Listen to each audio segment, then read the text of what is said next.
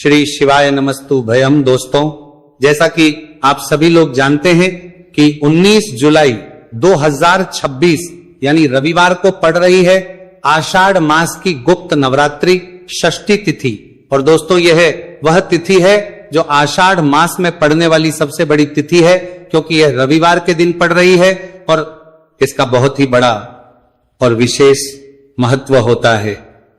पूज्य गुरुजी ने कहा है कि अगर कभी भी मौका लग जाए और आषाढ़ मास की गुप्त नवरात्रि षष्ठी तिथि रविवार को पड़ जाए तो आप लोगों को 7 चावल के दाने वाला उपाय तो अवश्य ही करना चाहिए। इन दोनों का संयोग बहुत कम आता है। और इसी के साथ में गुरुजी ने अपनी शिव पुराण कथा में बताया है कि इस दिन आपको 7 चावल के दाने वाला उपाय तो आपको अवश्य ही करना चाहिए, क्योंकि ऐसा दिन पूरे साल में सिर्फ एक ही बार आता है। और दोस्तों, आप सभी लोग जानते हो कि रविवार षष्ठी तिथि का अगर सबसे बड़ा कोई उपाय है तो 7 चावल के दाने वाला उपाय है। तो इस रविवार षष्ठी तिथि के दिन आप लोगों को इस 7 चावल के दाने वाला उपाय को जरूर करना है।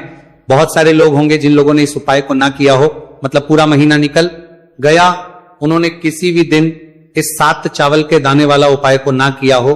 पर दोस्तों, आपके पास एक आखिरी मौका बचा हुआ है जो कि 19 जुलाई के दिन है। तो इस दिन आप लोगों को इस वाले उपाय को जरूर कर लेना है, भले ही आपने पूरे महीने भर इस उपाय को ना किया हो।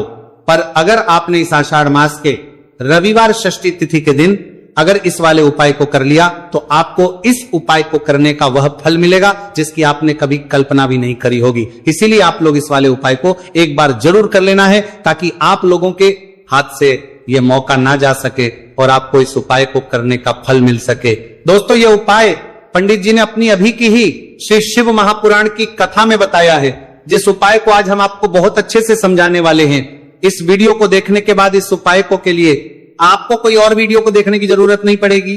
तो चलिए दोस्तों, उपाय को शुरू करते हैं। देखिए, यह इस आषाढ़ मास के रविवार षष्ठी तिथि के दिन ये इतना खास होता है, इतना महत्वपूर्ण होता है।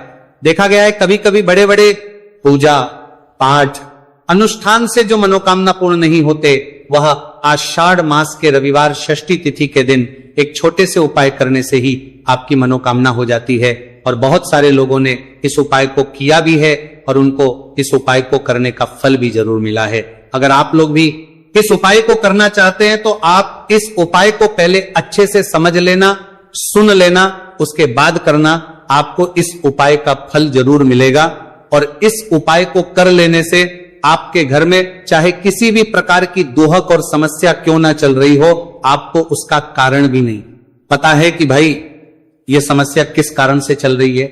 कुछ भी कारण हो सकता है, जैसे पितृदोष हो सकता है या किसी भी तरह का मंगल दोष भी हो सकता है। तो इस दिन आप लोगों को यह वाला उपाय कर लेना है। यह एक ऐसा उपाय है जिस उपाय को अगर किसी विशेष दिन पर किया जाए तो भाई उस विशेष दिन का जो है वह तो हमें मिलता ही मिलता है। पर हमने उस दिन पर इस उपाय को किया है तो हमें उससे भी बड़ा फल मिलता है, और फल बहुत जल्दी मिलता है, क्योंकि आप इस उपाय को बहुत ही बड़े और विशेष दिन पर कर रहे हो। तो अब उपाय के बारे में बात करते हैं, लेकिन उससे पहले आप लोगों को यह जानना आवश्यक है कि आखिर ये उपाय किस समय करना है, किसको करना है और कैसे करना है।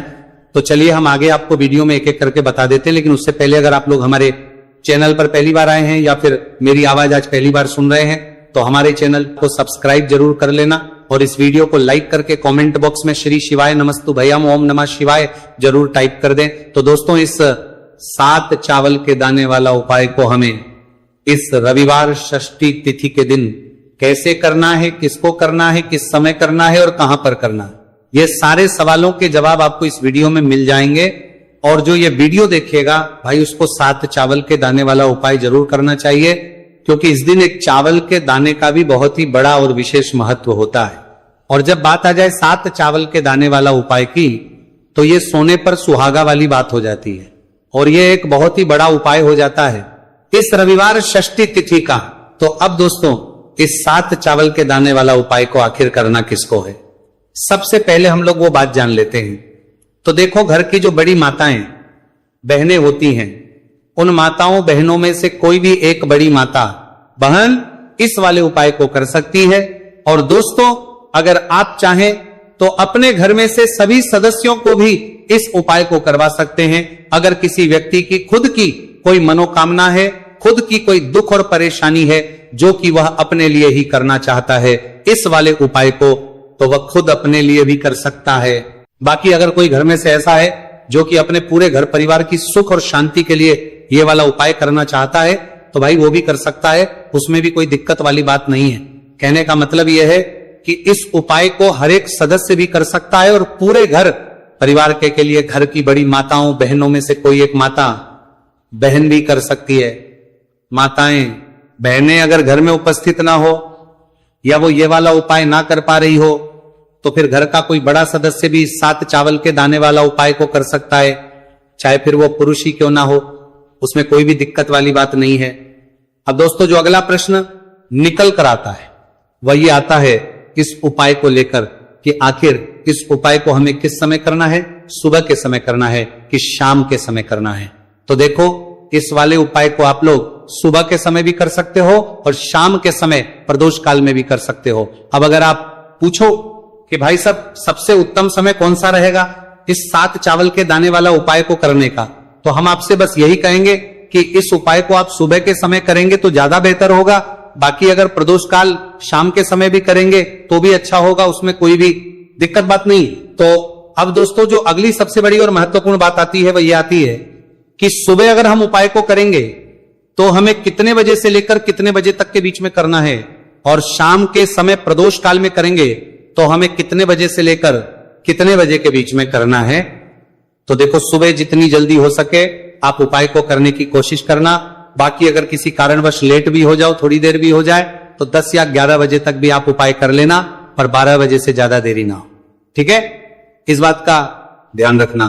उसके बाद में दोस्तों अगर शाम के समय प्रदोष काल की बात करें, प्रदोष काल का जो समय है होता है वो शाम के 6 बजे से शुरू हो जाता है।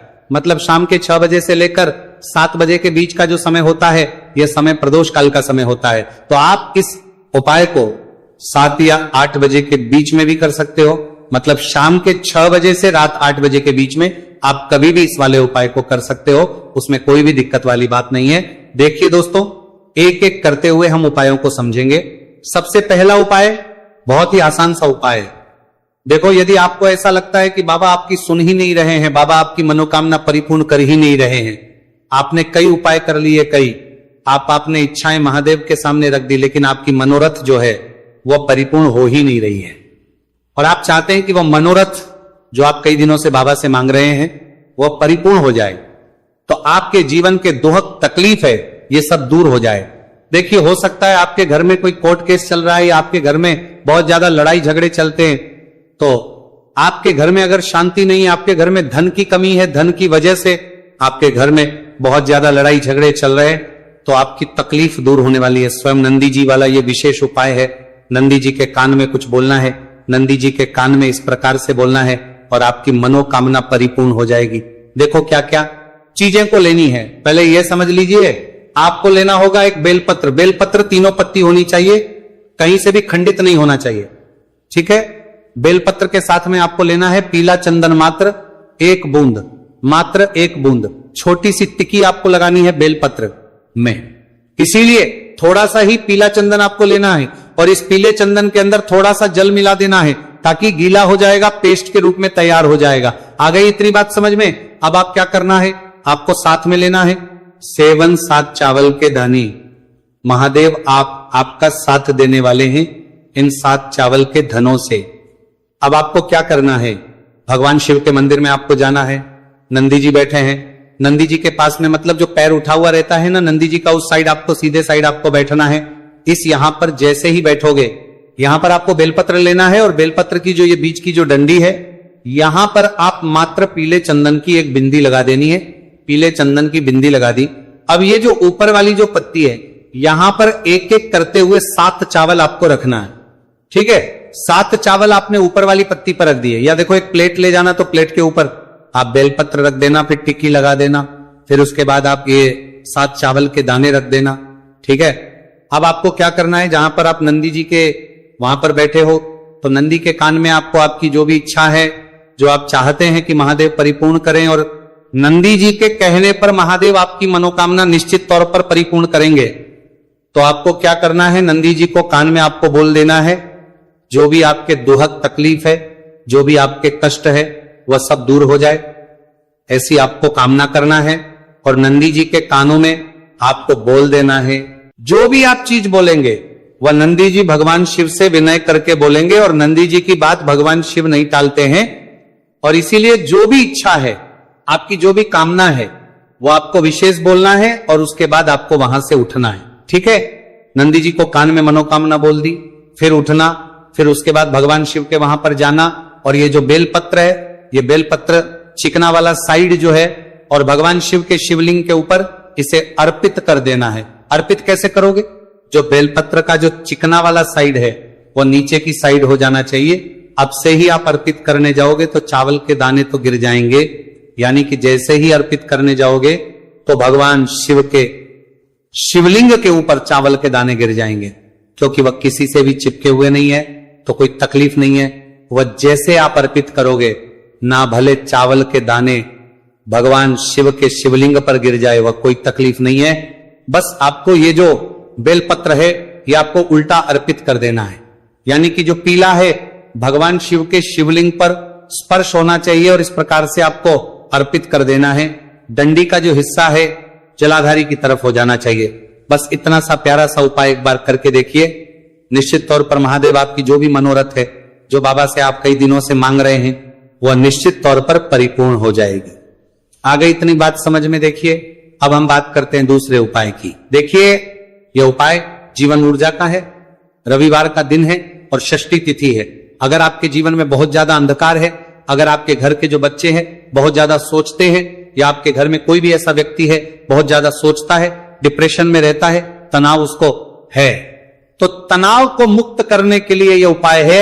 अगर उसके भाग्य में जीवन में तेज की प्राप्ति नहीं है, तेज यानी कि ऊर्जा नहीं है, उदासी रहती है, जीवन में आलस है, तो फिर उस व्यक्ति को यह उपाय करना चाहिए। कोई काम करता भी है तो उसमें सफल नहीं हो पा रहा है, तो